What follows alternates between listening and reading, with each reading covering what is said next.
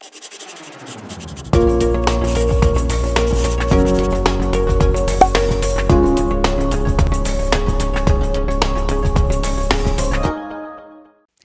everybody, Teacher Michelle here. Welcome to our English class.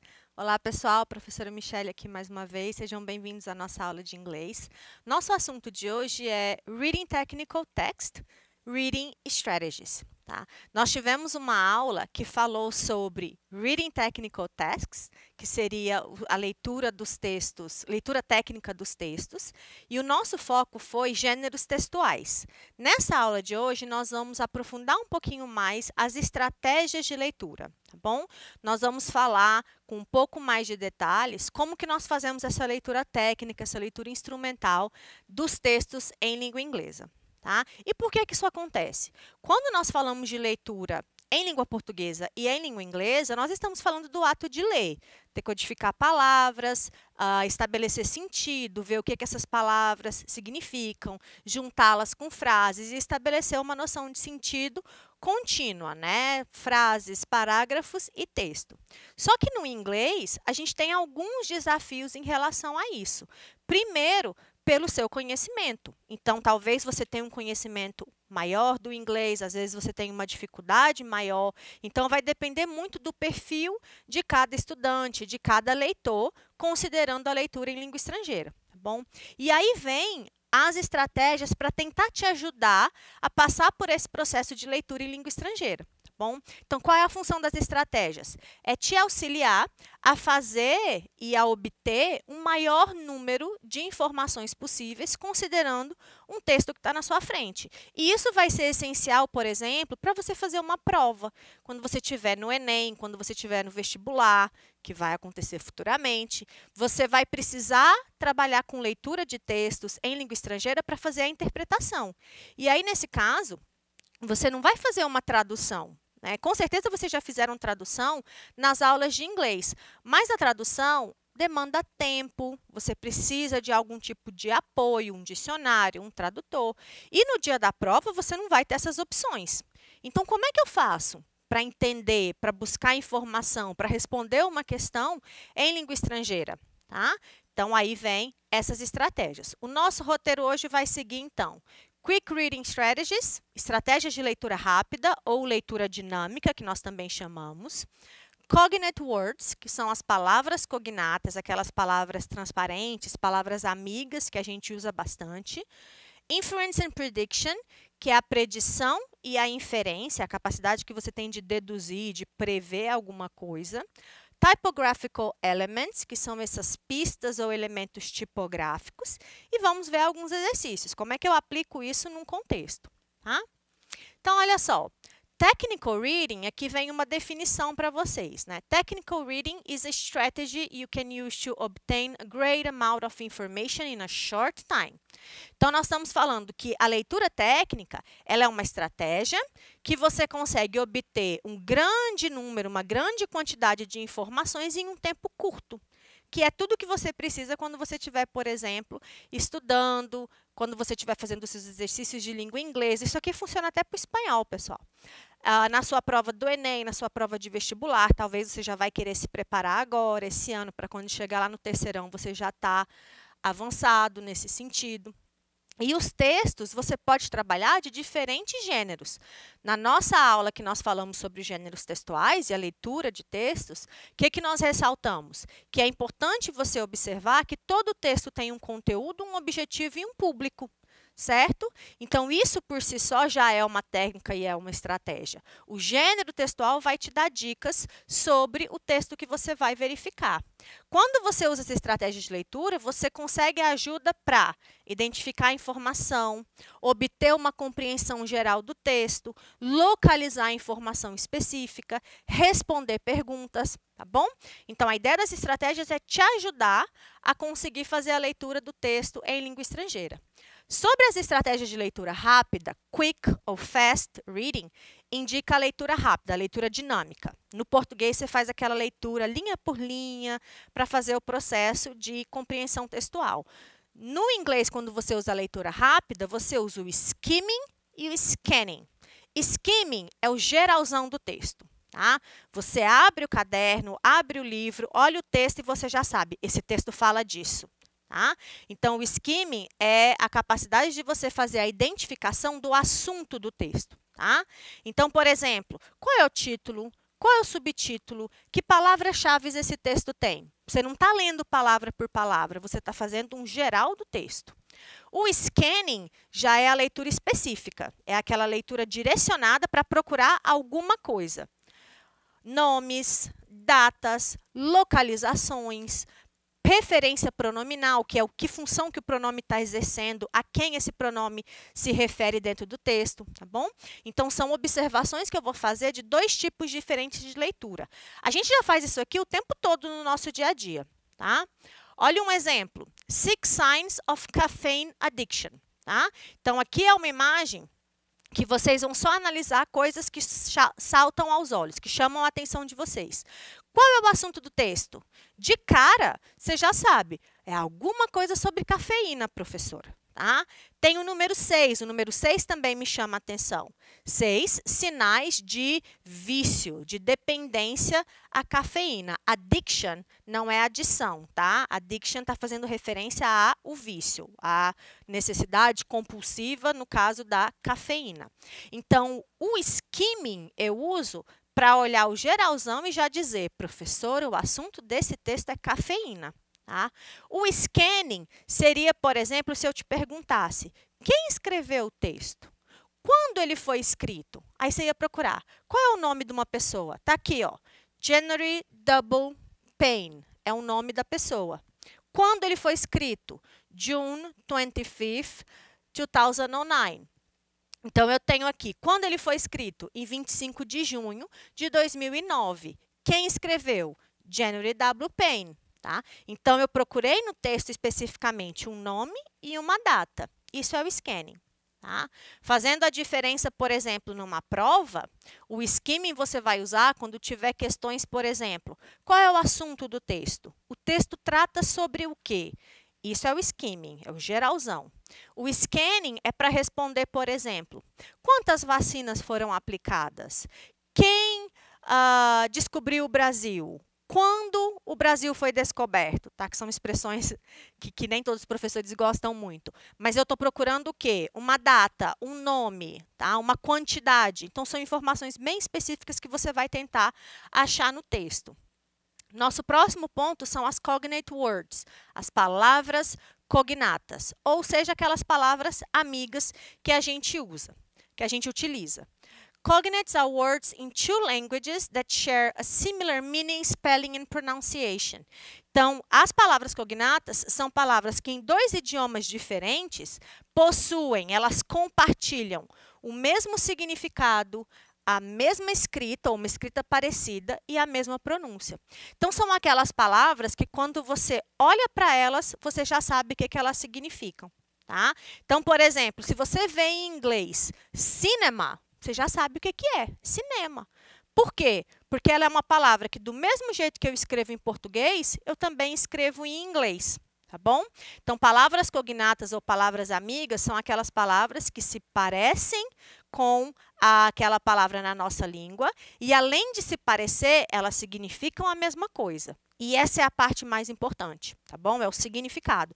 Porque se o significado dela é diferente, ela parece, mas o significado é outro, aí é um falso cognato.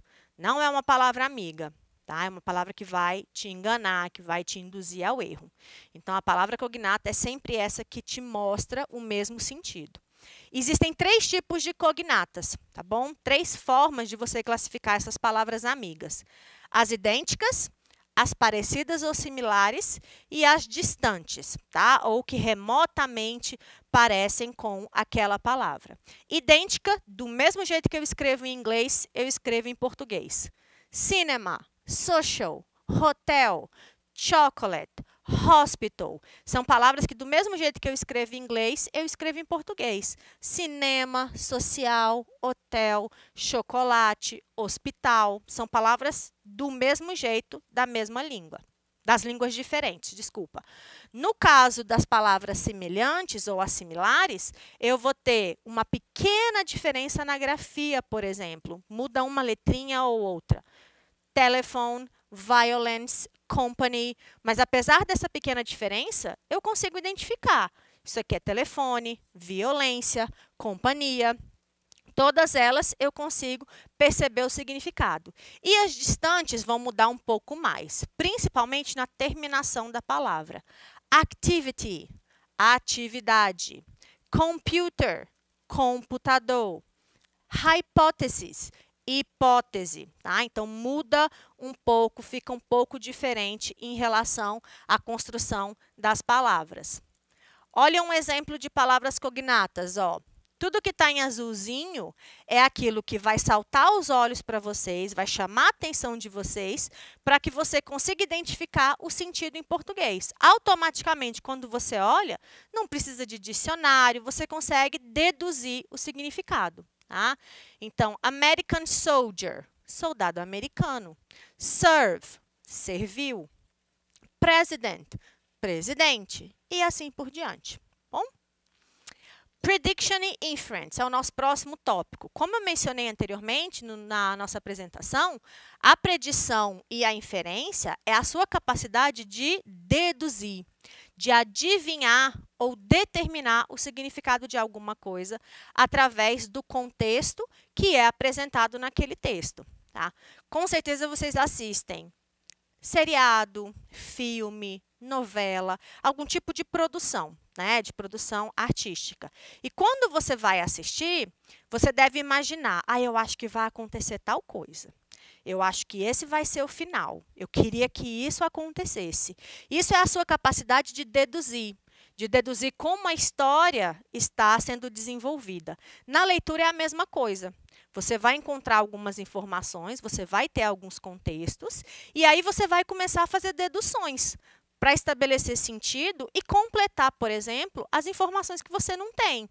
Imagina que tem uma palavra desconhecida lá no texto. Como é que você vai fazer para resolver isso? O que você vai fazer para tentar descobrir o significado? Você vai olhar o contexto, vai tentar adivinhar, vai tentar deduzir, tá bom? Para isso, você vai usar o seu conhecimento prévio, previous knowledge, aquilo que você já sabe, em concordância com aquelas pistas que estão sendo dadas para você no texto, tá?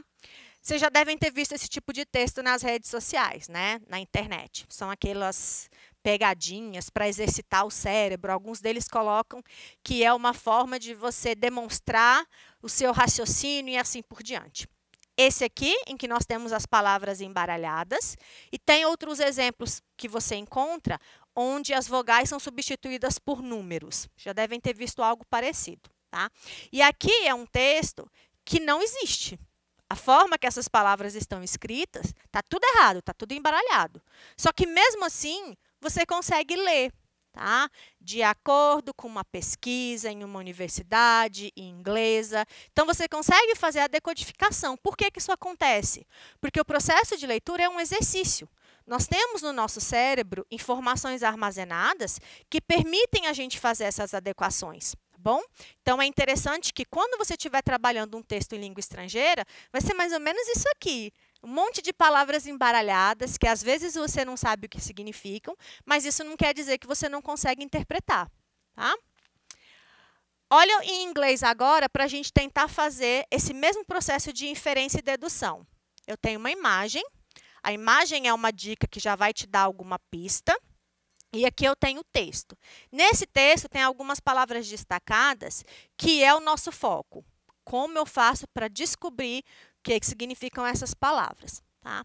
Então, eu vou ler o texto e eu vou começar a analisar o que eu já conheço, o que parece com o português, qual é a relação disso que eu estou descobrindo com o conhecimento que eu já tenho, com a imagem que está aqui, para eu poder chegar numa conclusão.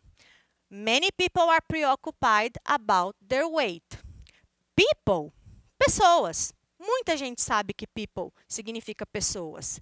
Preoccupied parece com português, preocupada, ou pessoas preocupadas com alguma coisa. Pessoas estão preocupadas com alguma coisa. E aí eu tenho a imagem de uma balança. Então, por aí você já tira uma base. To reduce, esse é alguma coisa. Reduce é reduzir. They eat less, eliminate carbohydrates from their diet. Então, eu tenho eliminar carboidrato, dieta.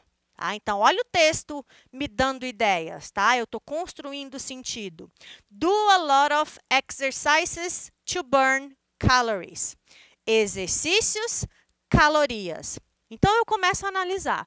Pessoas estão preocupadas. Está falando de reduzir, de eliminar carboidrato, de dieta. Só pode ser peso. Então, eu consigo chegar numa conclusão de raciocínio a partir desses elementos, dessas pistas que eu vou pegando, tá? Então, aqui, weight significa peso. Pessoas estão preocupadas com peso. Para reduzir o peso, elas comem menos, elas eliminam carboidrato da dieta. Exercício, calorias. Elas fazem exercício para queimar calorias. E aí, eu chego no sentido, entendeu? Então, sempre fazendo essa pescaria, tá? Essa leitura técnica, buscando aquilo que eu já sei, aquilo que parece com português, aquilo que eu trago comigo, as imagens e o contexto, principalmente. Os elementos tipográficos é tudo aquilo que chama a atenção, que salta aos olhos de vocês em relação à própria construção do texto, a forma que o texto está organizado. Então, as typographical elements are clues or evidence. São evidências ou pistas que possibilitam a compreensão textual. Tá? Então, tudo aquilo que eu posso usar como dica dentro do texto para me dar sentido é considerado um elemento tipográfico ou uma marca tipográfica. Alguns exemplos, ó. Imagem é uma evidência tipográfica, títulos e subtítulos também, símbolos também te ajuda, números, número, pessoal, é número em inglês e em português, eles são iguais. Toda vez que você vê um número no texto, você sabe que ele está se referindo a uma quantidade, a uma sequência, a uma ordem, alguma ideia que nós também utilizamos em português para ser expressa por um número. Tá? Capital letters são letras maiúsculas. Se você está lendo um texto e, de repente, tem alguma coisa com letra maiúscula, é porque é um nome próprio.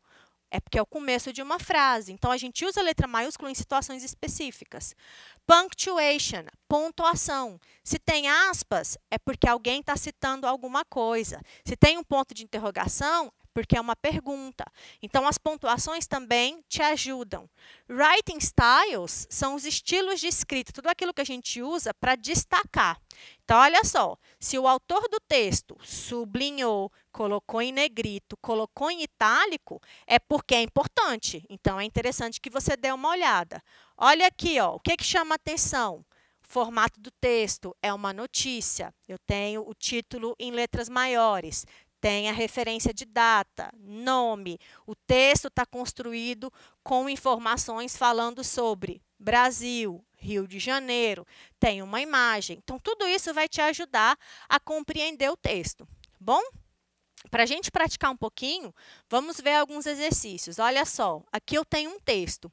Esse texto mistura linguagem verbal e não verbal. Tá? Eu tenho imagem, que é bem clara para vocês, e tenho textos, tá? Que é a linguagem verbal. Usando o skimming, eu peço para você identificar qual é o assunto desse texto. Automaticamente, você vai me falar fome. Né? Você tem crianças com pratinhos vazios, pedindo alguma coisa. Então, você nem precisa ler o texto para me identificar o assunto. Lembra que o skimming é o geral, tá? Então, olhei por cima a imagem. Se eu aprofundar um pouquinho o texto, eu tenho 30 mil. O que é children? Crianças. É outra palavra que já faz parte também do nosso vocabulário nas aulas de inglês. Então, 30 mil crianças, poverty. Pobreza, tá? É uma palavra que eu consigo fazer associação. 9 million, 9 milhões de pessoas, die. O verbo die é um verbo que aparece muito nos jogos, muito na linguagem dos videogames, tá? Então, os alunos e estudantes que gostam desse universo devem conhecer. Die significa morrer. Tá bom? Então, aqui eu tenho 30 mil crianças morrem devido à pobreza. 9 milhões de pessoas no mundo inteiro, por ano, morrem de fome, né? Ou estão malnutridas e morrem de fome. Desses 9 milhões, 5 milhões são crianças. bom? E esses dados vêm da Unicef. Deem uma olhada nos livros que vocês possam ter em casa, pesquisem na internet textos em inglês e tentem colocar em prática essas estratégias, tá bom? Por hoje é só, a gente termina por aqui. Se cuidem, fiquem bem e bye bye!